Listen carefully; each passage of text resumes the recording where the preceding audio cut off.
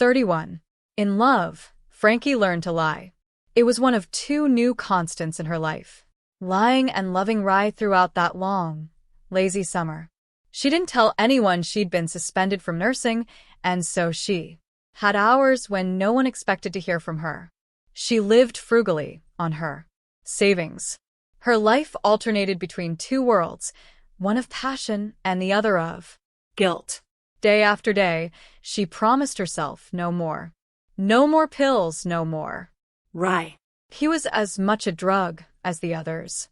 She swore each day she'd tell him to go away and not come back until he was divorced, but when he showed up at her door, wearing a smile just for her, she was lost, and as good as it felt to lose herself in his arms, the pleasure turned cold when he left her bed. Each day, she was reminded of her weakness, her dishonesty, her immorality, her obsession. Over and over and over. At night, when she was alone, she agonized that he was in bed with his wife, and she imagined the pain this affair would cause the innocent Joey. But as much as she despised herself, she couldn't deny him. She was like a starving person who was given 2 hours a day in a bakery, and in those hours, she came fully, gloriously alive, reveled in her appetite. Stay the night this time, she pleaded at last, hating the plaintive edge to her voice. She meant, choose me, but she knew he couldn't do it. He and Melissa were talking to a lawyer. He was looking for his own place, but he couldn't do anything to upset his custody of Joey. He loved his daughter with abandon. You know I can't, he said, stroking her bare arm as they lay together in bed. She couldn't help looking at the clock. 3 p.m. She felt the incipient spark of panic, the sharp sting of regret. Regret that he was leaving or that she'd let him stay. I can't wait for you to meet Joey. She'll love you, he said. Frankie let herself be soothed by that. I hope so. And we'll have children too, right? Of course. I want a daughter who looks just like you. He smiled. Joey wants a brother or sister. She says it constantly. I love you, she said, rolling toward him. She traced the scars on his shoulder with her lips. Puckered burns covered his chest, created white patches of skin amid the graying blonde hair. She stretched out against his thin body, pressing into him.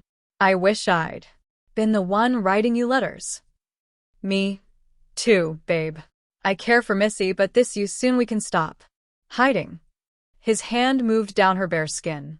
Need pulled at her, made her move against him, made her breathing speed up.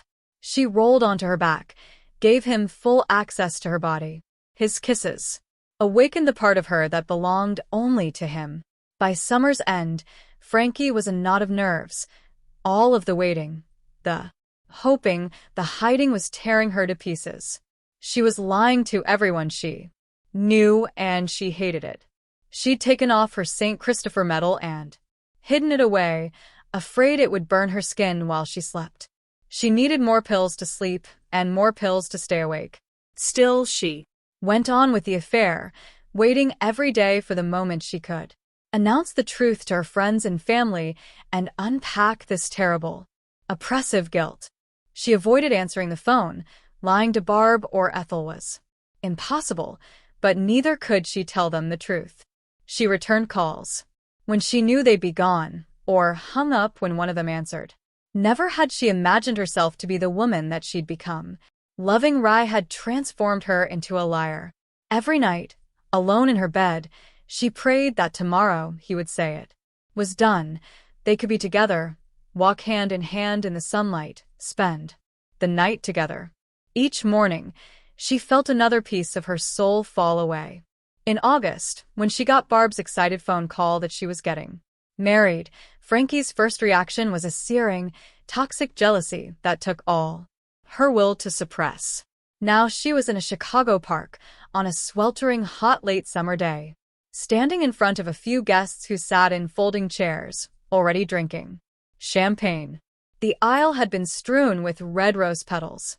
Ethel and Frankie, both dressed in brightly colored, geometric print palazzo jumpsuits and white sandals, stood by a wooden arch that had been decorated with flowers and greenery. Next to them, under the arch, was the groom, in a brown polyester sport coat with matching slacks. His twin boys were his groomsmen. A Baptist minister held on to a Bible. A portable cassette player with not great speakers played Jim Croce's Time in a Bottle as guests took their seats. Ethel swayed to the music, quietly singing along. At the end of the aisle, Barb waited impatiently.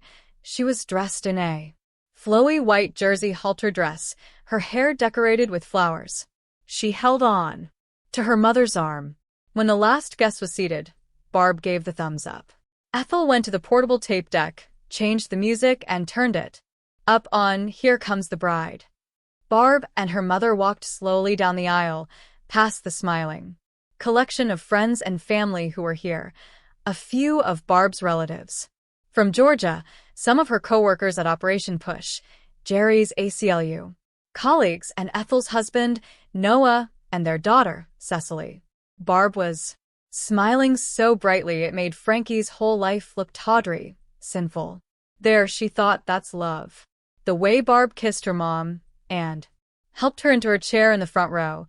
The way Jerry looked at his bride. Love. A thing to be shouted from the rooftops, celebrated, not cultivated. In secret and clipped into shape in the dark. Dearly beloved, the minister said. The music snapped off. Barb and Jerry held hands, stared at each other. The minister's voice went on, saying the words she'd heard at other weddings and on television. And in movies. Old words. Love. Honor. Commitment. And as much as Frankie wanted to celebrate with her friend, as much as she rejoiced in Barb's new love and new life, she felt that toxic shame growing in her, pushing kinder emotions aside. She closed her eyes and imagined herself beneath the arch, with Rye at her side and Joey strewing flowers. She heard Jerry say, "From now on, Barbara Sue, I am here for you, standing beside you." To paraphrase Yeats, I love the pilgrim soul in you and love the sorrows of your changing face, always and forever. He placed a ring on her finger. Barbara Sue Johnson, the minister said, do you promise to love, honor, and obey Jeremiah Maine, as long as you both shall live?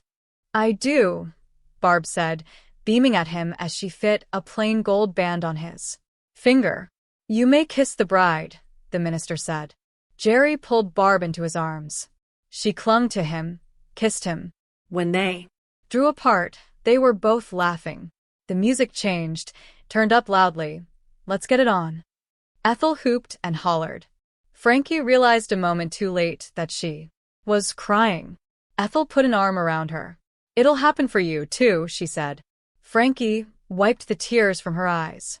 I still think about it took pure strength to finish. Rye. She looked up at Ethel. Thought, tell me it's okay to love him. Release the shame. Forget him, Frank. He's a liar. You're too good for him. But I love him. I mean, he is my one. Ethel gave her a look so hard and sad Frankie felt its impact in her bones. No. He's married, Frank. He is a father. I know you. I know how much you cared for Jamie, but you wouldn't even consider dating a married man. You're a good woman. Honest. Moral to the point of ridiculousness. You couldn't survive an affair. Each word felt like a nail, driving into her, breaking bones. Honest. Moral. Good. No, she wanted to say, that isn't me anymore. Frankie made her decision at the reception, while she danced to music she didn't recognize, holding Ethel's beautiful daughter in her arms. No more. Enough. She wanted this. A wedding, a family, a baby.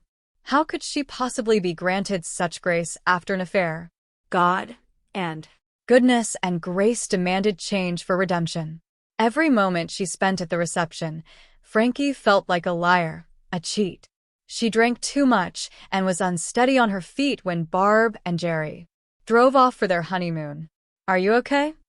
Ethel asked, standing beside her, holding her hand, looking at her with love and worry in her eyes. Frankie couldn't stand it. Suddenly, she didn't want Ethel to love her, to care about her, to hold her hand. How could Frankie deserve such friendship? She mumbled an excuse, said she was tired, or too drunk, or just plain sad. She couldn't really remember her words. All she knew was that she needed to leave. Now, before she broke down in front of her friend. She took a taxi back to the hotel, gathered up her things, and went to the airport, waiting hours for her flight, long enough to sober up, which only made her feel worse. At home, she sat in her living room, chain-smoking, drinking gin, tapping her foot nervously, waiting for Rai, determined to tell him she'd had enough. She couldn't live like this anymore. When he finally showed up, flowers in hand, she made him stay outside. I can't do it anymore, she said. It's breaking me apart, Rai. I'm sorry. I can't be the other woman anymore. It's wrong. She waited for him to answer. When he didn't, she took a step back, started to close the door. Slowly, in the new and broken way he moved, he lowered himself to one knee. She could see how much it hurt him to do. Will you marry me, Frankie? Frankie burst into tears, realizing just then how long she'd been waiting for this, how intensely she needed it. This would right them both, make everything okay, wash her of the sin. Yes, she whispered. Yes. He climbed painfully back to his feet. She helped him. I want us, he said in a gruff voice. You. Me. A baby. Thank God, Frankie said, pulling him into the house and back to her Bedroom. Her whole body was shaking. It would be okay. Finally. He leaned toward her for a kiss. She met him more than halfway. Autumn on Coronado Island came late this year, and gradually, a turning of the leaves, a need for sweaters at night, an emptying of the beaches. Once again, the restaurants on Orange Avenue were filled with locals instead of tourists. School buses had returned to their routes in the first week of September. To Frankie, these were the things that would always mean fall. On this cool late November day, almost 10 months after Rai's return from Vietnam, Frankie put on a jacquard-patterned knit dress, parted her long, straight hair down the middle, pulled it back into a ponytail, and then drove to the hospital. At the director of nursing's office, she was instructed to wait. Frankie was ready for this meeting, more than ready. In the 2 months since Rai's proposal, she had started to become herself again. They had talked about wedding rings and honeymoon plans and a ceremony on the Beach. Kauai for their honeymoon, for another week at the Cocoa Palms. He was ready to merge into her world, talk to her parents. She couldn't wait to tell her friends and family. Barb and Ethel. Oh, they would look askance at first, maybe wonder at her morality, but she would never tell them that she and Rai had slept together before his divorce. That shame she'd bear alone. Frankie? She'll see you now. Frankie stood up. Holding her purse close, she walked into the office and took a seat when directed. Hello, Mrs. Stone, she said, sitting in the ladylike way she'd been taught a lifetime ago when the world had been softer, different. Back straight, chin up, legs crossed at the ankles. She knew she looked better than she had the last time she'd been here. This morning it had taken only one pill to rouse her spirits. In the past month she'd cut back. I wanted to thank you for suspending me, she said. I know that sounds odd, but you were right. I was underwater. I might have made a mistake in the oar, and I couldn't have lived with that. You're one of the best nurses I've ever worked with, Mrs. Stone said. But the last time I called you for work, you sounded impaired. Frankie hoped she didn't flinch. Just before my first coffee. Moving a little slow. That's all. That's all. That's all, she lied. I know about the pain of a miscarriage. And my husband served in Korea. He's told me that some experiences settle in our bodies as well as our minds. Perhaps you need help dealing with some things. I'm fine. Truly. Even if one's experience isn't as traumatic as combat, I'm told wartime can rather upend a man for a time. A man. I'm ready to go back to work, ma'am, Frankie said. I may soon even have some good news to share that will put your mind at ease. Mrs. Stone studied her for a long moment. All right, Frankie. In fact, Karen Ellis called in sick today. Can you finish out her shift? Of course. I still have scrubs in my locker. Frankie stood up. You won't regret it, ma'am. See that I don't. Frankie left the office filled with hope. This was the first step to recovery. She would be herself again in no time. Marry Rye and wear white. Not some off-the-rack prom dress this time. With Rye, she wanted it all. The gown, the veil, the church, the cake. A week later, Frankie stared down at a display of wedding rings in the jeweler's case. May I help you, miss? The clerk asked her. Frankie glanced at her watch. Her shift at the hospital started soon. No. Thank you. I guess my fiancé has been detained, she lied. Next time she came to this store, she would bring Rye with her, see what kind of ring he wanted and show him her favorites. There was nothing wrong or weird with her looking by herself. Was there? Leaving the store, she drove across town to the medical center, which rose tall and white against the morning's cloudless cerulean sky. Inside, she changed into her teal-blue scrubs, covered her long hair with a cap, and headed to the surgical floor. She assisted on one surgery after another for hours. At the end of her shift, she checked on her patients and then headed down to the first floor. In the lobby, she saw a crowd of men in suits gathered around the desk. Most were scribbling in open notepads. Reporters. Probably some famous local resident had given birth, like Raquel Welch, who had been Raquel Tejada back when she'd been crowned the fairest of the fair at the San Diego County Fair. Or maybe an actor had died. Frankie headed for the door. As she passed the clot of reporters, she heard someone say, Lieutenant Commander Walsh. Frankie stopped, turned back. Pushing through the reporters, she got to the front of them just as the woman at the desk was saying, We respect our patients' privacy. You know that. You may not speak to them yet. I've called security. But it isn't every day a former prisoner of war. Frankie edged around the reporters, ducked behind the front desk, and sidled up to one of the women seated there. The reporters. They want to see some famous guy's wife. A prisoner of war. Walsh. His wife. Is she okay? The woman shrugged. Where is she? 410B. Frankie went to the elevator and pushed the button impatiently. It wasn't until she stepped inside that she realized where she was going. The 4th floor. Ping. The doors opened. She walked slowly down the hallway, feeling suddenly sick. At the last door, she saw the patient's name and stopped. Walsh, Melissa. Frankie pushed the door open just enough to see Melissa Walsh, sitting up in bed, surrounded by balloons and flowers and baskets of candy. A soccer ball balloon said it's a boy. A bassinet was at her bedside.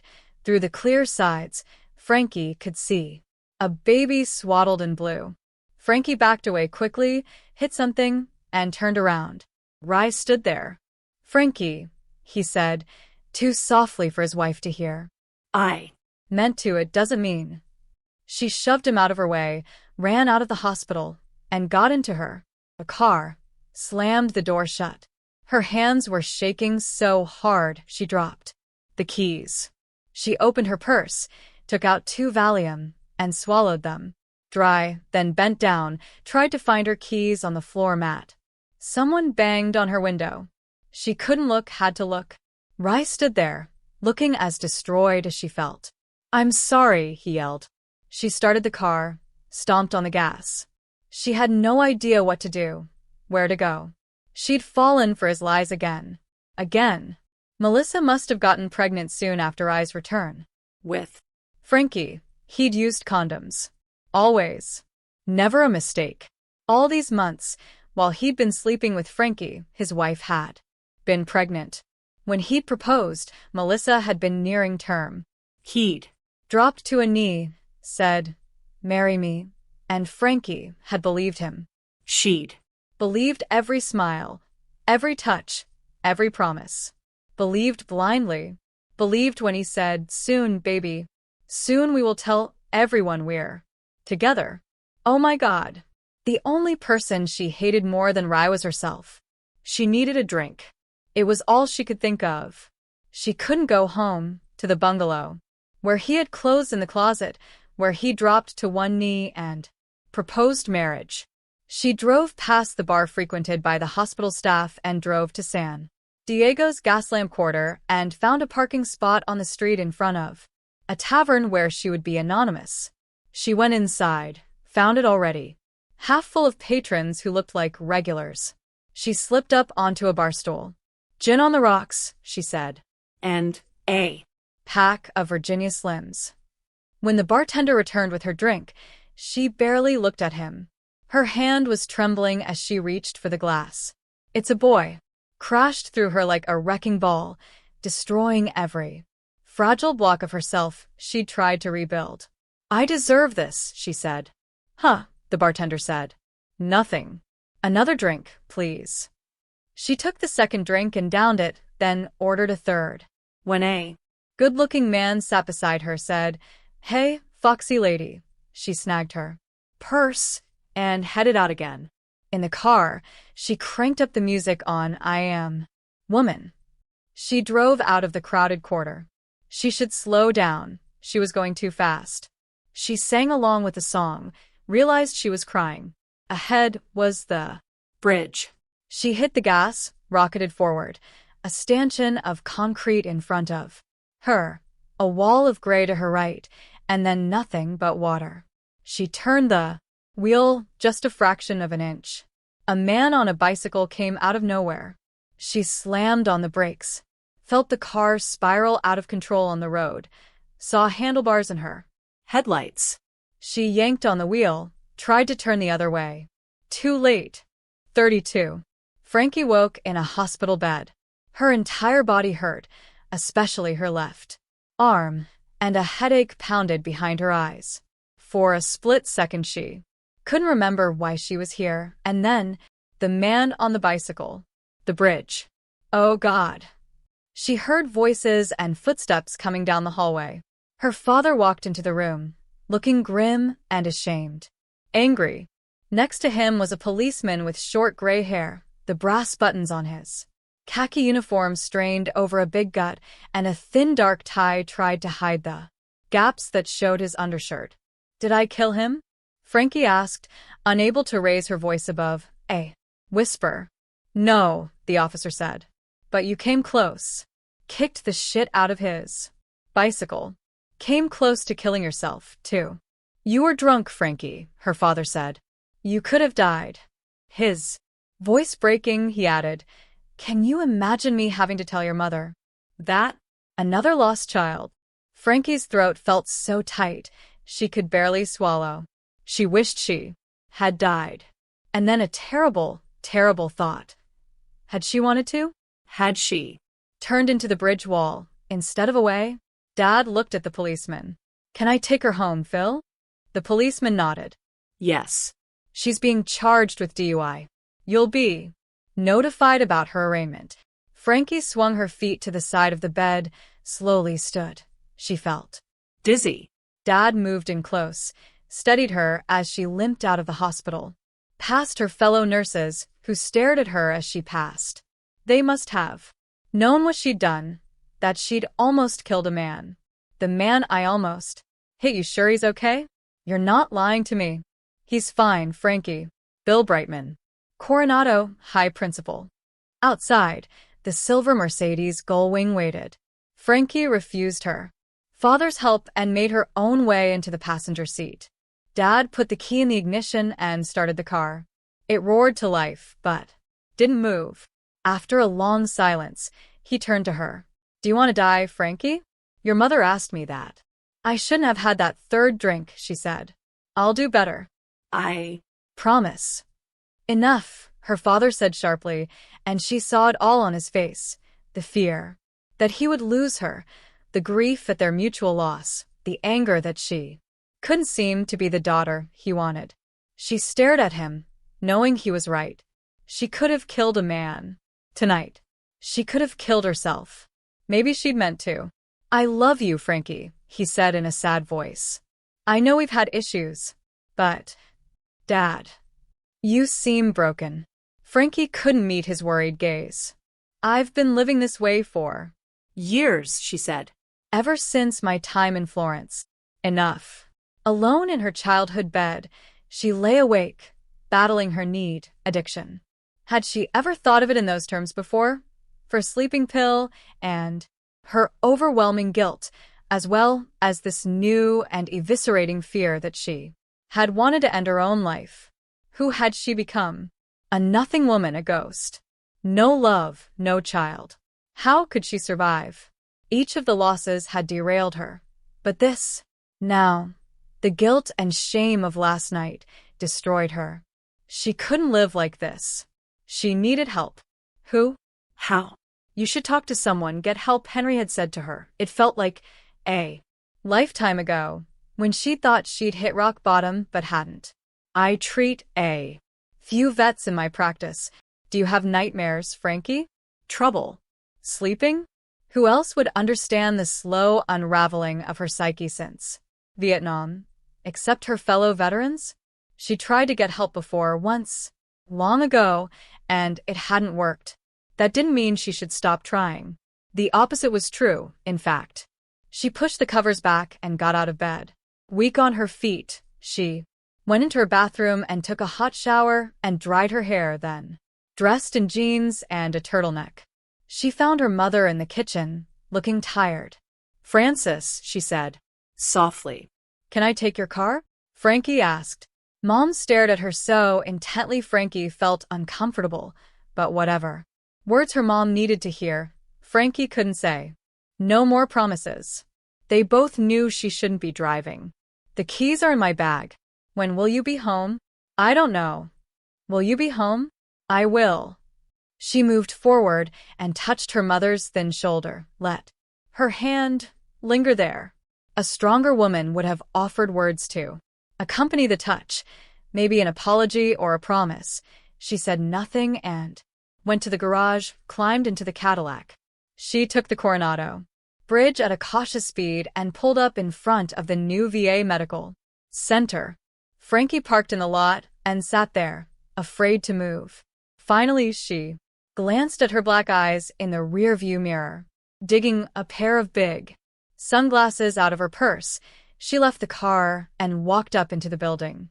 Inside, she went to the front desk, where a large woman in a floral patterned polyester dress sat in front of an IBM Selectric, her scarlet nails clacking on the keys. Ma'am, Frankie said. The receptionist paused in her typing, but didn't move her hands away from the keyboard, then looked up. You in trouble, darlin'? Is your husband angry? Apparently the sunglasses weren't much of a camouflage. I've heard that you offer therapy for Vietnam vets. There's a rap session at 10. Why? Where is it? The woman frowned, pulled a pencil out of her big hair, tapped it on the desk. Down that hall. Second door, to the left. But it's only for Vietnam vets. Thanks.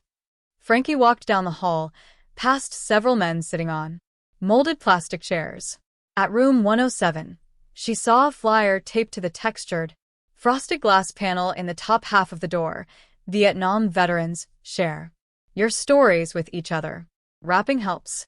She took a seat, waiting, staring at the clock.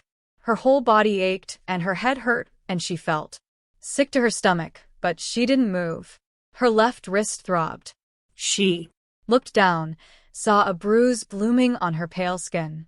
The door in front of her opened at 9:55. A few men walked into the room. She paused, tried to calm herself, and then she got up, opened the door, onto a small, windowless room, in which folding chairs had been set up in a circle. Several of the chairs were occupied by men, most of them Frankie's age or younger, with long, untended hair, big sideburns, and mustaches. A few older, grizzled-looking guys sat with crossed arms. More men stood over by a table, eating donuts and pouring coffee from a tall silver urn. Frankie had expected to be the only woman, but she still felt uncomfortable as, one by one, the men turned to look at her. A man approached her. He wore a checkered shirt and cowboy jeans, held up by a huge buckled belt. His long, layered hair flipped back from a center part. A huge mustache covered most of his upper lip. "Can I help you, Foxy Lady?" he said, smiling. "I'm here for the Vietnam Veterans Rap Therapy Group. It's groovy that you want to understand your man, but this is for veterans only. I am a vet. Of Vietnam. I am a Vietnam vet." Oh. There were no women in Nam. Wrong. ANC nurse. 2 tours. The 36th and 71st. Evac hospitals. If you never saw a woman, you were lucky. It meant you didn't end up in a hospital. He frowned. Oh, well. You should talk to other chicks about whatever. I mean, you didn't see combat. The men would clam up with a woman in the room. Are you telling me I can't stay? I have nightmares. And I'm scared. You won't help me? You don't belong here, ma'am. This is for vets who saw action in Nam. Frankie walked out of the room, slamming the door shut behind her. She strode down the hallway, saw a GT helper poster, and ripped it off the wall and stomped on it. M*A*S*H was a hit TV show this year. How could people still think there had been no women in Vietnam? Especially veterans, for God's sake? Outside, she let out a howl of rage that she couldn't have held back if she'd wanted to, and she didn't want to. It felt good to finally scream. Frankie had nowhere to go. No one to talk to. She knew something was deeply, terribly wrong with her, but not how to fix it. She could call Barb and Ethel, but it was pathetic how often she'd called on them already. And when they heard about the affair with Ryan, driving drunk into the Coronado Bridge, they would judge her as harshly as she judged herself. Still, she had to do something. She could go to the man she'd almost killed and beg for forgiveness. She found a payphone and asked the operator for the address for Mr. Bill Brightman. He lived on Coronado, in a small house in the middle of the island. The perfectly tended yard was outlined by bright red flowers and a white picket fence. A house someone loved. She parked by his mailbox, sat outside for a long time, unable to get out of the car, unable to drive away. When she closed her eyes, she saw the accident again and again, in slow motion, saw his pale, terrified face in her headlights. The door opened. A middle-aged man with sunken cheeks and black hair stepped out of the house, wearing a brown suit. He was holding a folded-up newspaper in one hand and a battered leather briefcase in the other. Frankie opened her car door, stepped out. He looked at her, frowned slightly. She opened the white picket gate, dared to step onto his property, slowly.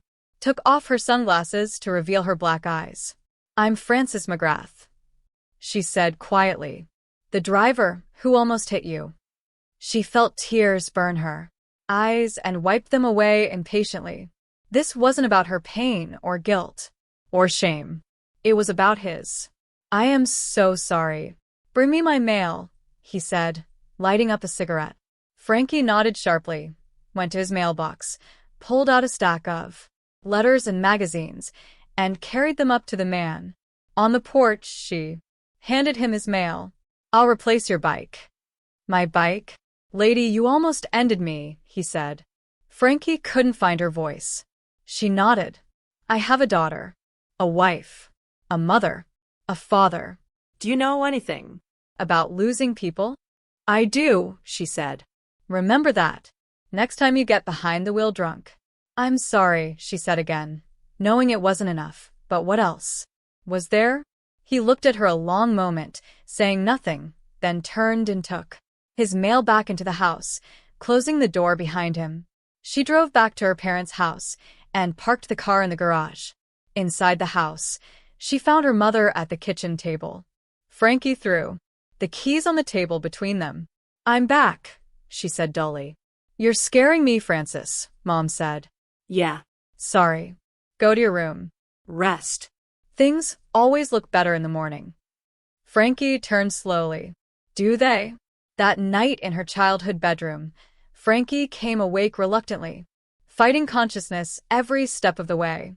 She didn't want to open her eyes and be in a world where she was this version of herself.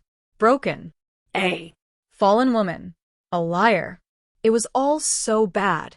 An avalanche of bad. She reached over to the nightstand, feeling blindly for her pills. She Took 2 more. When had she taken them last? She couldn't remember. Didn't care. She closed her eyes, drifted. You almost ended me. Do you want to die, Frankie? It's a boy. Frankie heard a creaking sound and tried to sit up. It was impossible. She drifted in and out, heard footsteps in the hallway. Or maybe it was her. Heartbeat slowing down to nothing. One of her parents, checking up on her, probably. She closed her eyes again and heard someone whisper her name. And then a muffled laugh. Finley. She heard his voice out there, beyond the door. In the darkness, she could hear him breathing, could smell the Brill cream he put in his hair and the spearmint gum he loved. Come on, Frankie. Be with me. They were kids again. Summer. She heard the ice cream truck outside, bell jangling, kids laughing. She threw back the covers and stepped down onto the cold wooden floor, wondering what had happened to her rug. Finley's laughter echoed in front of her. She followed it out of the House. She grabbed her old surfboard from the garage and stumbled into the pitch-black night. No stars out. No cars rolling on Ocean Boulevard. No house lights visible. She crossed the empty street and stepped onto the cold sand. Finley, wait up. She tried to catch up with him, but her legs wouldn't cooperate. She felt weighed down, exhausted. The water was so cold it shocked her, made her gasp. Still, she splashed toward the incoming surf, jumped on her board, and paddled out. She paddled weakly over the swells, made it out to the calm water, lay on her board, panting from exertion. She was shivering with cold and confused. Finn. He didn't answer. There was just the lapping sound of the incoming swells set, the smack of her board when it hit back down. She wanted to sit up and look for Finley, but she was too weak. How many pills had she taken? Cold embraced her, numbed her. Was that why she had come out here? A chance to feel nothing. She closed her eyes. She shouldn't be here. She should go back. But she was tired, bone-tired, and the cold began to feel good. She could just roll over, sink into the cold sea, and disappear. Red lights, blinking on and off. Incoming. A siren, blaring. Frankie blinked awake. She was in an ambulance, with her father sitting beside her. Water dripped from his hair and clothes. It came back to her in a sickening rush, what she'd done. Shame compressed her into the smallest version of herself. All she'd wanted was to disappear, not something else. I wasn't trying to. I didn't mean. She couldn't say the words. It was a dream. I thought Finley was here. I followed him. It's those pills, he said in a voice she barely recognized. Your mother never should have given them to you. You took too many. I'll stop taking them. It's too late for that, Frankie. We're afraid of what you'll do. You tried to kill yourself. No. What? Had she tried to kill herself? We could have lost you. She wanted to disagree, to tell him that he would never lose her, that she was fine, but for once, she couldn't say the words, couldn't soldier on. Why am I in an ambulance? I'm fine now. I'll be good. I promise. Dad looked uncomfortable, embarrassed. Worse, he looked afraid. Dad. The ambulance came to a stop. The attendant jumped out, opened the back door. Frankie saw the words psychiatric ward. She shook her head, tried to sit up, found that she was bound to the bed. At her wrists and feet. No, please. 36 hours, Dad said. A mandatory hold after a suicide attempt. They promised it would help you. Frankie felt herself and the gurney being lifted. Outside of the ambulance, The wheels snapped into place. Her father was crying. Seeing that scared her more than anything ever. Daddy. No. Please. The next thing she saw was bright lights and a team of men in White. I didn't try to kill myself, she screamed, struggling to be free. One of the orderlies produced a hypodermic needle. Screaming was the last thing she remembered. 33. Light. Blinding. Where am I? I lift my head to look around. It feels heavy. Someone else's head on my neck. Maybe I'm paralyzed. Someone says a word, detox, in a long, drawn-out kind of way. And then something about meds. I hear noises that make no sense. I can't sort them out, isolate them, recognize them. Bees buzzing. Boots on the ground. Humping in the bunas? No. I am not in Nam. Where am I? Screaming. Is that my voice? No. Yes. It's too hard to think. My head is pounding. I close my eyes. Whatever's out there I don't want to see. Darkness. Quiet. Frankie. Frankie McGrath, can you hear me? Frankie heard her name and tried to answer, but her mouth seemed to be stuffed with cotton, and she still had a blinding headache. Frankie. It took forever to open her eyes. Lifting her head was next. All she could see were her own hands. Red marks circled her wrists. He came into focus slowly, standing sideways, defying gravity. Maybe her head was tilted to one side. She was blind in one eye. No. Her hair fell across her face, obscuring her vision. She raised her hand, slowly, felt the tremor in it, pushed the hair back from her face. He stood in front of her. Henry. She felt a rush of shame, and then a burst of relief. I'm going to get you out of here as soon as I can, okay? Frankie couldn't make her voice rise above a whisper. Thank you was too much. She got out, Thea. He laid his hand on hers. She looked down, wished she could feel his touch. Frankie was having a heart attack. She became aware of the pain all at once, a blinding bolt of it in her chest. She sat up, breathing hard. A headache pounded behind her eyes. Tiny white stars danced across her field of sight. The chest pain turned into a dull, thudding beat in her chest. She was sweating, trembling. Where was she? Dorm room was her first thought. Single bed, low to the ground, cheap blanket and sheets. A dresser with 3 drawers. No mirror. A closet. She swung her legs around, saw her bare, skinny legs and the borrowed socks on her feet. Headache. Had they drugged her? She felt sluggish. She got up and immediately felt dizzy, nauseated. She counted to 10. And it passed. What was she wearing? Cut-off shorts, socks, and an oversized tie-dyed t-shirt. Whose? She walked to the door, half expecting it to be locked. Psych ward. That was where she was. She remembered now, the ocean there. Ambulance ride, her father crying. She opened the door. Beyond it lay a hallway that looked like the elementary school she'd gone to. Flyers on the wall, linoleum floor, windows that let in so much sunlight she blinked. Construction paper turkeys and pilgrims decorated the walls. Moving cautiously forward, she trailed her fingers along the top of the fake wood wainscoting just for balance. The headache was bad and getting worse. She passed what looked like a classroom, in which people sat in a circle, talking. That was rock bottom, one of them said. Francis McGrath. She looked up, saw a young woman coming toward her. A man walked past them, muttering to himself. Go back to your room, Cletus, the woman said. The woman was beautiful, with doe-like eyes and a waterfall of brown hair. She wore a faded prairie-style dress that fell to her ankles, and brown suede Birkenstocks. 6 or 7 wooden bead bracelets encircled her fine wrist. I'm Jill Landis, one of the counselors here. I run group.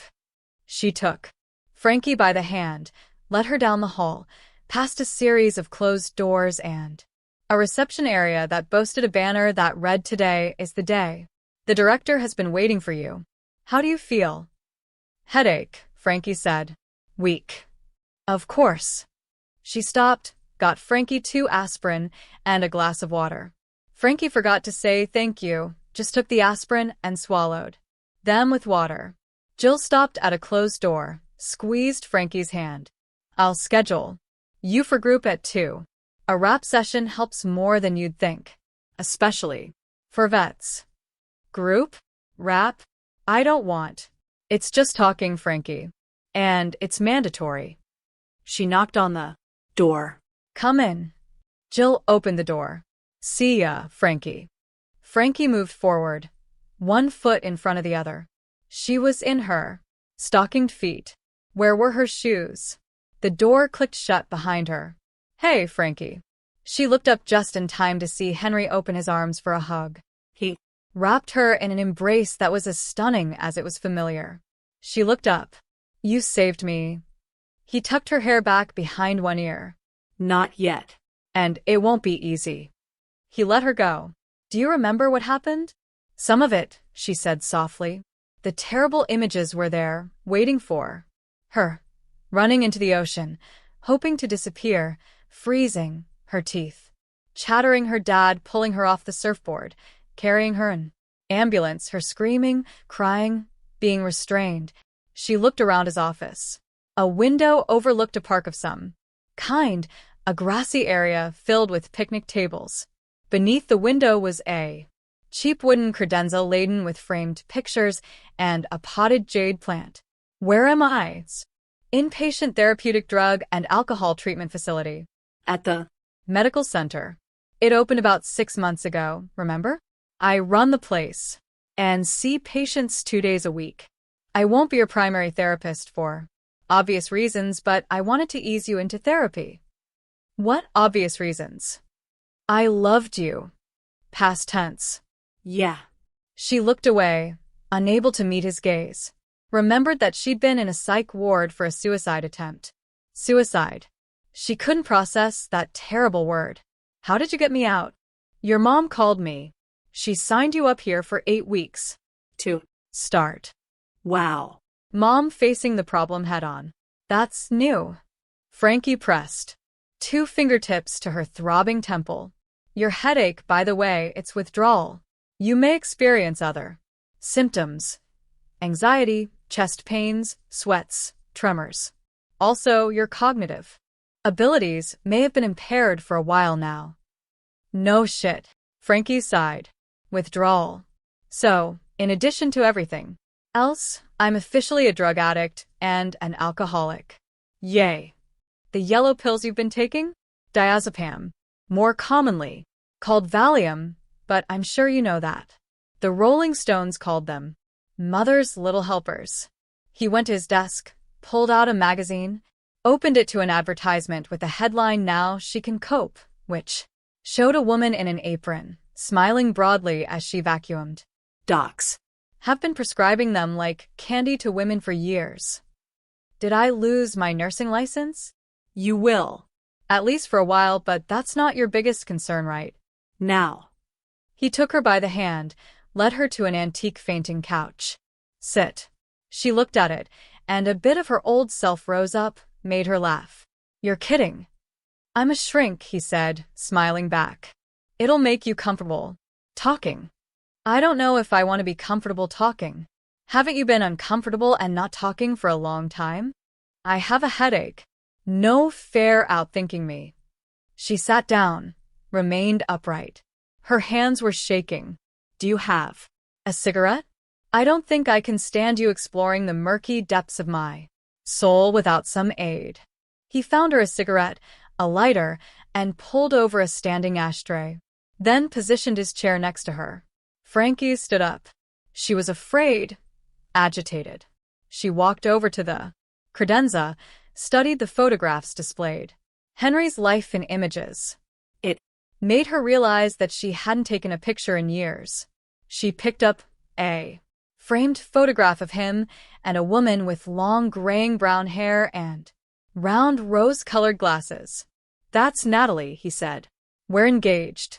She loves me. Had he meant to put the slightest emphasis on she? Frankie felt both happiness for him and a sliver of pain for herself. Would she be sitting here, head pounding from withdrawal, if she'd married him? Henry smiled. She's an elementary school teacher and poet. But we'll talk about me later. Right now I want you to get better, Frankie. My Colleague Dr. Alden specializes in Vietnam veterans. We're seeing, too, many addicted military personnel, especially after coming home from the war. She drifted back toward him, sat down on the ridiculous couch. No one gives a shit about the women. Frankie lit the cigarette, drew smoke into her lungs, and exhaled. Why do you say that? I went to the VA for help. twice. They brushed me off, told me to run along, that I wasn't a real vet, I guess. Why did you go to the VA for help? Frankie frowned. I don't know. I just what? Henry asked gently. She felt his scrutiny. This was no idle question. He was asking a question Frankie had barely asked herself. She had never answered it aloud. Not to anyone. She didn't really want to answer it now. But she was in trouble here, disintegrating, losing pieces of herself. She Needed to reach out to someone with her truth. well, It's been a rough patch. I almost killed a man because I drove drunk. Then there's the baby, the miscarriage, Rye coming back, lying to me. Our affair. And now I'll lose my nursing license. There's nothing of me left. That's all the middle, Frankie. You've had trouble sleeping for years. Trouble with nightmares. You used to scream in your sleep, he said. Before the baby, the miscarriage, before Rye. Frankie nodded.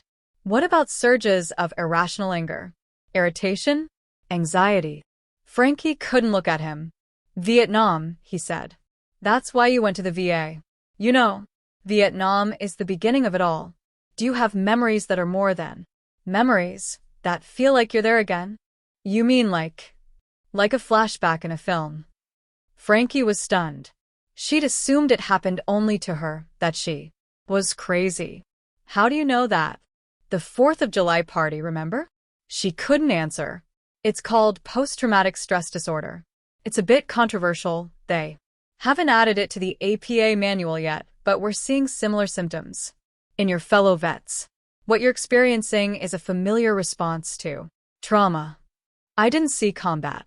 Frankie, you were a surgical nurse in the Central Highlands. She nodded. And you think you didn't see combat? My Raya was a POW. Tortured. Kept in the dark for years. He's Fine. Henry leaned forward. War trauma isn't a competitive sport. Nor is it one size fits all. The POWs are a particular group as well. They came home to a different world than you did. They were treated like the world. War II veterans. Like heroes. It's hard to underscore too much the impact of that on one's psyche. Frankie thought about all the yellow ribbons on the tree branches in 1973. They hadn't been there when she came home. Hell, they'd had parades for the returning POWs. None of them had been spat on or flipped off or called a baby killer or a warmonger. And they were pilots for the most part, so their war experience was different than the soldiers or Marines on the ground. In captivity, they banded together, held rank, communicated in secret, all of which strengthened their commitment to each other. We don't really understand PTSD yet, but we know it's highly personal. What about your friends? Fellow nurses? We don't really talk about it. The war no one wants to remember. yeah. I talked to Barb this week, he said. She told me about the fighting around Pleiku. He leaned toward her. Nothing you feel is wrong or abnormal. It doesn't matter what your friends did or didn't experience. You're allowed to be uniquely affected by your wartime experience. Especially you, someone who is idealistic enough to volunteer. You have nothing to be ashamed of, Frankie. Ashamed. It hit Frankie hard, that word. She had let herself become ashamed. Maybe it had started when she'd been spat on in the airport, or when her mother asked her not to talk about the war, or maybe as news of the atrocities began coming out. Almost every civilian she'd met since coming Home, including her own family, had subtly or overtly given her the message that what she'd done in Vietnam was shameful. She'd been a part of something bad. She tried not to believe it, but maybe she had. She'd Gone to war a patriot and come home a pariah. How do I get back to who I was. There's no going back, Frankie. You have to find a way to go forward. Become the new you. Fighting for who you were at 21 is a losing Game. if that's what you've been trying for, no wonder you're struggling. The naive, idealistic girl who volunteered for war is gone. In a very real way. She died over there. Frankie stared down at her hands. Died over there. The words resonated Keenly. Hurt. She realized just now, sitting here, that she'd known that felt. It. Grieved for the innocence she'd lost in Vietnam. Now take my hand, he said, pulling her to her feet. I'm going to introduce you to Dr. Alden. Dr. Alden was a quiet, pale man with a thin neck and creased forehead and kind eyes. He gave off a Mr. Magoo vibe that was oddly comforting. In his office, which featured dozens of inspirational photographs, he'd gotten her settled in a comfortable chair and begun to ask her questions. She'd wanted to talk about Rai, her heartbreak, her shame and anger, but Dr. Alden had a different idea. Memories, he'd said. Vietnam. Let's start there. At first it had been difficult to tell her story out loud, but once she said, I remember the first time I saw a traumatic amputation, the floodgates opened and her memories poured out. She realized the power they'd gained by being withheld. In session after session, day after day, she exposed herself and her past, opening up her deepest wounds.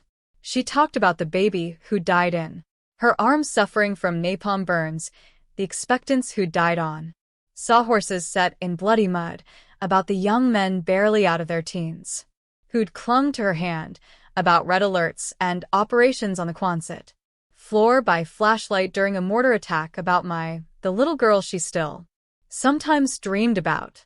She talked about the terrible suffering of the Vietnamese people. The dark memories gradually gave way to others, also repressed until they'd been nearly forgotten, like the way the soldiers had cared for each other. So many had refused treatment until a brother-in-arms was seen. They tried to hold each other together, literally, when horrific wounds had torn their insides out. By the end of the first week, which was a rigidly scheduled combination of group and individual therapy, Frankie was emotionally drained. Dr. Alden had given her a journal to write down her feelings, and she'd started, slowly, writing about her shame at being here and how much she hated Rai and herself. By the end of the week, she was filling several pages a day. On her third Saturday here, Visitor's Day, she drifted up one hallway and down another, too tense to talk with her fellow patients, too jittery to stop for long, smoking cigarettes one after another, trying to ignore the headache pounding behind her eyes. Now she was at the vending machine, buying another Coke, her latest addiction, when her name blared through the speakers. Visitor for Frankie McGrath.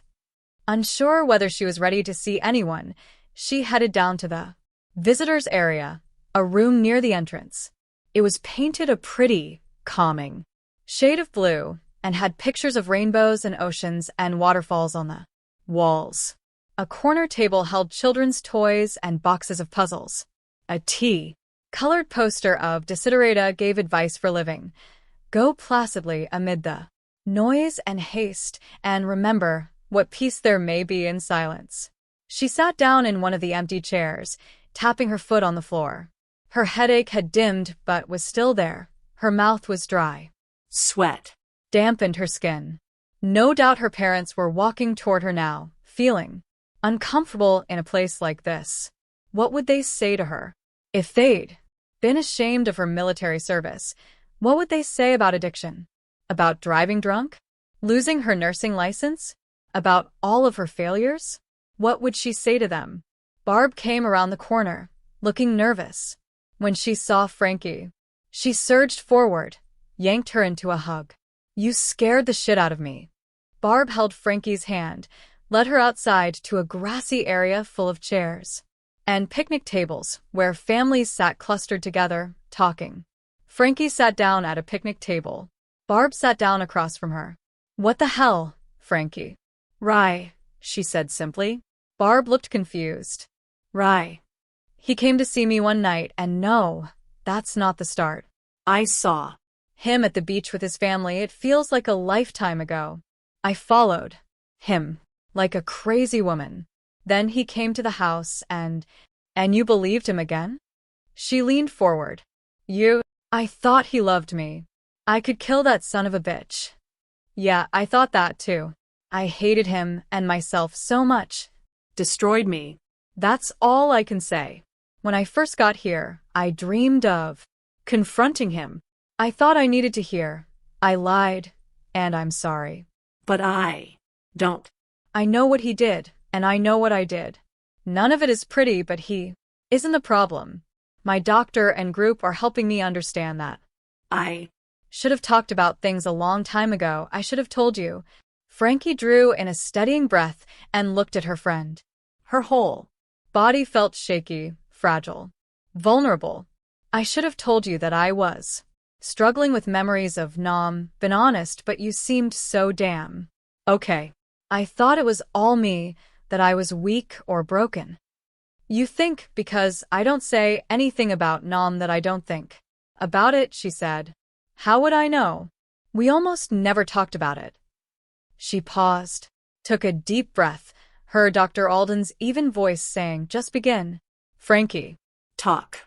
I don't know why I can't let some things go, why I keep remembering when others can forget. I remember, too, Barb said. I still sometimes have nightmares. You do? Barb nodded. Red alerts, napalm. There was this one night at the 36th. A kid from my hometown. Frankie held on to her best friend's hand and listened to her stories, her pain, which was like her own. They talked for hours, until night fell slowly. Around them, the stars came out. Frankie had never known before that words could heal, at least be the beginning of healing. You were a damn rock star in the ore, Barb said at last. You know that, right? Men came home because of you, Frankie. Frankie drew in a breath, exhaled. I do. So, what's next for you? It's one day at a time, Frankie said. Truthfully, she wasn't ready to think about her future yet, had no idea if she could believe in the idea of truly healing. She wasn't okay, wasn't even within striking distance of it. And that was something she would never lie about again. But I will be, she thought. She could feel strength growing in her, gathering, like sunlight in the distance, beginning to warm her. If she stayed the course, worked the steps, believed in herself, she could heal, be a better version of herself. Someday, she thought. 34. It was remarkable how quickly a turbulent world could calm. In early 1974, with the war over, the country seemed to release a great exhalation of relief. The fight for rights went on, of course, civil rights and women's rights were a constant battle, and the Stonewall riots had put gay rights in the news too. Equality was the goal, but no longer in that hold-a-sign-and march kind of way. The Vietnam veterans disappeared into the landscape, hiding in plain sight among a populace that either held them in contempt or considered them not at all. The hippies changed too. They graduated from college and left their communes and cut their hair and began to look for jobs. Even the music changed. Gone was the angry protest music of the war. Now, everyone sang along to John Denver and Linda Ronstadt and Elton John. The Beatles had broken up. Janis and Jimmy were dead. Frankie was fighting for a metamorphosis of her own. She had come to the inpatient center unwillingly, or maybe not that exactly. Unconscious was more like it. By February, although she felt stronger, she was well aware that she could relapse in an instant, fall again to her knees. Sometimes it felt overwhelming to think of what her life would look like from now on. So much of what had filled her up in the past few years was dark memories. love nightmares. She didn't know who she was without the pain or the need to hide it. But sobriety and therapy had given her the tools to heal. One day at a time. For the first time in years, she was sometimes able to imagine a future that didn't include pain or pretense. She didn't believe in soldiering on anymore and knew that trying to forget trauma only gave grim memories a fecund soil in which to grow. She accepted the loss of her nursing license and hoped to someday get it back, but she didn't take that future for granted. She still had nightmares, still sometimes woke on the floor of her dorm like room, especially following an emotional therapy or a rap session. She still longed for people who were gone from her life and whom she'd lost. But as Henry and Dr. Alden each reminded her often, regrets were a waste of time. If only was the bend in a troubling road. She learned day by day how to navigate through life, keep going, keep moving forward. Surprisingly, of all her pains and regrets, those that had driven her to drink too much and get hooked on pills and lose her nursing license, had been the easiest to exorcise. She'd begun her treatment devastated by her choice to have an affair with a married man and destroyed by her belief in him and his love. She'd learned that she was weak, a sinner, but at the bottom of it all, deep down, she'd believed that Rye loved her. Love had somehow given her latitude to recast her terrible choice in a prettier light. Until the day Dr. Alden had asked, "When did Rye first tell you he loved you?" The question brought Frankie upright on the sofa. Had Rye ever told her he loved her? She scrolled through her memories. What she found was this: "I'm afraid I'll love you till I die." At the time, she'd seen it as romantic, sweeping, epic. Now she saw the sentiment for what it was: the dark side of love. What he'd really been saying was, "I don't want to love you." It had never been real love for him. Oh, he'd shown up in Kauai to romance her, thinking that she was leaving the military within weeks and their affair would be a bit of fun before she left. She believed every moment with him. Worst of all, his lies had exposed an immorality in her that she could have sworn hadn't existed before him. She'd begun by believing she was stupid and learned slowly that she was just human. From now on, she would always know there was a fragility in her, and no matter how strong she became, she would have to guard against it. I worry I don't believe in love anymore," she told Dr. Alden once. "But lots of people love you, Frankie, don't they?" Dr. Alden had said. She closed her eyes, thought of the best moments of her life, with her dad calling her Peanut and lifting her into the air, her mother holding her tightly while she cried, and Finley teaching her to surf, sharing his secrets, holding her hand, Jamie teaching her to believe in herself, to try, no fear, McGrath, and Barb and Ethel, always there for her. "Yeah," she said quietly, and let those memories be her shield, her strength, her hope. In the end, the hardest aspect of her recovery wasn't Rye. Neither was it the pills or the drugs. The thing she still grappled most violently with was Vietnam. Those were the nightmares that haunted her. She talked about it with her doctor, told him her stories, and hoped for a kind of resolution, and while talking helped, she knew that Dr. Alden didn't understand. Not really. She saw the way he sometimes grimaced at a memory, heard words like napalm, and flinched. Those moments reminded her that he had never been in war, and no one who hadn't been in the shit could really understand it. She knew, too, that when she left the safety of the inpatient center, she would be thrust back into a world where Vietnam veterans were supposed to be invisible, the women most of all. Now, though, regardless of how she felt or how the world felt about her, or whether she felt ready, it was time for her to leave the center. She had been here too long already, extended her original stay, and Henry had very gently told her that she was taking the spot from someone else who needed to be saved. "You're ready," Henry said from across the desk. Frankie stood up. She didn't feel ready. By any method or measure, she had failed in the world after Vietnam. So you and Dr. Alden keep saying. She walked over to his bookcase, picked up a picture of his nephew, Arturo, in uniform. Look at that smile, she said. So like Finley. He learned discipline, that's for sure, Henry said. My sister says she could never get him to make his bed or fold his clothes before Annapolis. Now he likes everything just so. There's nothing wrong with a little discipline, Frankie said. She Picked up a framed photograph of Henry and his fiancée, Natalie, who were soon to be married in some woodland retreat. They were a perfect match. They spent their weekends hiking and camping and never missed a political event. She hosted fundraisers for the clinic. You'll invite me to your hippy-dippy wedding, right? Of course. You're leaving the center, Frankie. Not leaving me. We are friends. You can always call me. She turned to look at him. He sat back in his tufted leather chair, his graying hair pulled back in a loose ponytail. Thank you, she said. For all of it. And I'm.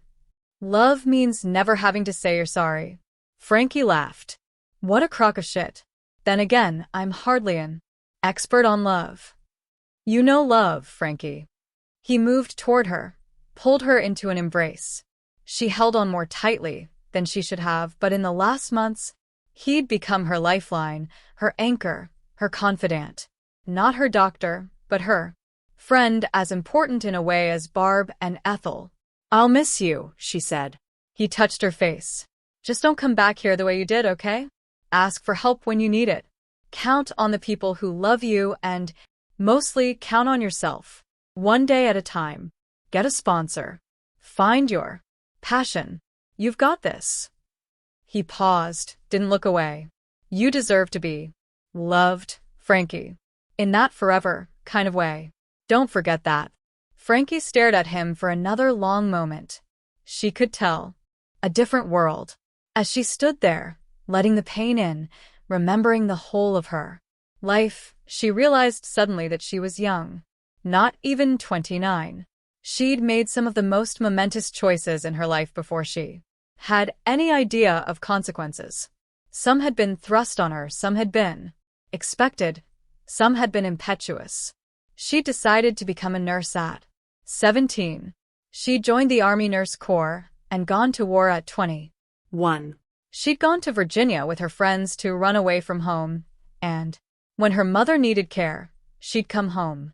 In love, she'd been too cautious for years, and then too impetuous. In retrospect, it all felt haphazard. Some good decisions, some bad. Some experiences that she would never trade. What she'd learned about herself in Vietnam and the friendships she'd made were indelible. But now it was time to actually go in search of her life. Summer, 1974. The air smelled of childhood, of the sea, and sand baked by the sun, and lemon trees. On Ocean Boulevard, Frankie tented a hand over her eyes and stared out at the wide blue Pacific. She imagined a pair of black-haired, blue-eyed kids running across the sand, carrying surfboards, kids who'd thought they had all the time in the world to grow up, who didn't know what it meant to be broken or afraid or lost. Hey, Finn. I miss you. She walked along the sidewalk, on her way home from an Alcoholics Anonymous meeting, with the long white beach on her left. A tuft of greenery capped the rise. In the distance, boats moved across the horizon. Tourists and locals filled the beach on this hot August day. A jet roared overhead, probably a pilot from that new fighter jet school. At Miramar, the roar of the engines was loud enough to shake the ground. She knew that no one on Coronado cared. They called it the sound of freedom. At the gate to her parents' house, Frankie paused, steeled herself for what she was sure would be a battle, and opened the gate. It had taken months of hard work to get to this place, and still it was just the beginning. Often, as she'd begun to contemplate her future, she'd panicked, felt weak, thought, I can't do this. On those hard days, she either went to a second or third meeting or called her sponsor and found just enough strength to keep going. Keep believing. One day at a time. Today the yard was awash in summer color. Dad was on the patio, smoking a cigarette. She closed the gate behind her and walked around the pool to stand in front of him. She fought the urge to say she was sorry. Again. She'd said it to him dozens of times in the past few months, and she knew how uncomfortable it made him. At first she'd hoped her apology would be a beginning, the start of reparations, maybe, a healing that could only come through conversation. She longed to tell him he'd hurt her and understand why he'd been so cold and dismissive about her service in Vietnam. But it was not to be. He had no interest in talking about it. He wanted to Pretend the war had never torn this family apart. Dr. Alden had taught her to accept that, accept him. That was what family meant. Sometimes hurts didn't quite heal. That was life. I need to talk to you guys, she said. That doesn't sound good. Frankie smiled. I know how you love to talk. She took hold of his hand, squeezed it. He squeezed back. Mom came out onto the patio, a glass of iced tea in one hand. Our girl wants to talk to us, Dad said. That doesn't sound good, Mom said. There was something to be said for consistency. Frankie led her parents into the living room, where a sofa and 4 chairs were gathered around a huge stone fireplace. Frankie sat in one of the big wing chairs. Her parents sat together on the sofa. Frankie saw her mother reach out to hold her father's hand. Frankie thought, oddly, of that night, long ago, when she'd dressed with such care for Finley's going-away party, in a lavender sheath, with her hair teased to an improbable height. She'd done everything to make these 2 people proud of her. It was why her father's dismissal of Vietnam cut so deeply. But those were the needs of a child. She was a woman now. I love you guys, she said. That was the starting and ending point in life, love. The journey was everything in between. Mom paled visibly. Francis. No fear, Frankie said, more to herself than to her mother, who was obviously imagining the worst. She took a deep breath, exhaled. I've had plenty of time to think in the past few months. I've worked really hard to become honest with myself and to see my own life clearly, and maybe I still don't. Maybe no one ever does until it's too late, but I've seen enough. I need to find out who I really am and who I want to be. You'll get your nursing license back. Henry says he'll write you a recommendation. You just have to start the process, Mom said. And you've gotten your driver's license back. I know that. I hope to God I can be a nurse again, but I have to plan for the worst, too, that they deny me. What is it you're trying to say, Frankie? Dad asked. I'm moving, she said. What? Mom said. Why? You have everything you need right here. Can you make it on your own? Dad said. Without your nursing license. Frankie had asked herself the same thing. She'd never paid rent or found her own place or lived alone. She'd gone from her parents' house straight to her hooch in Vietnam. The last time she'd lost her shit, Barb and Ethel had bailed her out and given her a place to live. While she'd been in recovery, her father had hired a lawyer and gotten her DUI downgraded to reckless driving and gotten her driver's license reinstated. She'd never even had her own credit card. I don't know where I'm going or what I'm looking for, but you know what? That's okay. It's supposed to be frightening to make your way in the world, to leave your family. Oh, Mom said, looking hurt. I need quiet, Frankie said. Everything has been loud since Vietnam. Before that, maybe since Finley's death. I need to live someplace where all I hear are leaves rustling and winds blowing and maybe a coyote howling at the moon, where I can focus on getting well. Strong. I want to have an animal, a dog, maybe a horse. She paused. I just want to breathe easily. Thanks to both of you, I have the cottage. I'd like to sell it and use the money to start over somewhere new. Her parents stared at her for a long moment. We'll worry, Mom said at last. Frankie loved her for that. It's not like I'm going to war, she said with a smile. I'll be back. And you'll visit, wherever I end up. On a hot, late August day, Frankie packed up her repaired Mustang and went back into the bungalow, tossing her keys on the counter. She looked around at the empty room. She hoped a young family bought this place and raised their children here, letting them run as free as she and Finley had, that they loved the tree swing Henry had put up in the backyard and had birthday parties on the beach. At last, she left the house, closed the door behind her for the last time. Outside, Barb stood against Frankie's Mustang, with her arms crossed. In front of her was a for sale sign stuck into the lawn. "Hey," she said. Frankie laughed out loud. "Who called you? Mom? Henry?"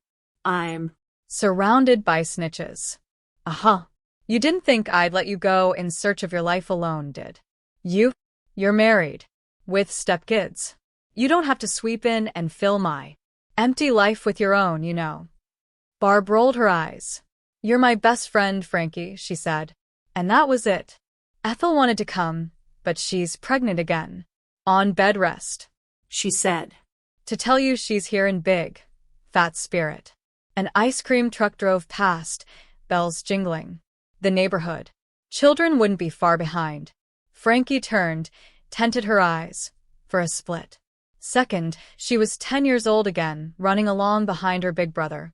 Trying to keep up, both of them gilded in sunlight in her memory. Frankie laughed and hugged Barb, then jumped in the driver's seat and started the car. The music came on loudly, hooked on a feeling. A few blocks later, Frankie eased her foot off the gas. Her parents stood in front of the gate, arms around each other, hands in the air. How long had they been there, waiting to catch a glimpse of her as she left town? They'd said goodbye a dozen times, and in a dozen ways in the last month. Frankie waved and honked the horn in goodbye to her parents, to Coronado, to her childhood, and to Finley. The Mustang rolled through town and onto the bridge, past the boats anchored in the harbor. Frankie saw the postcard beauty of Coronado Island in her rearview mirror.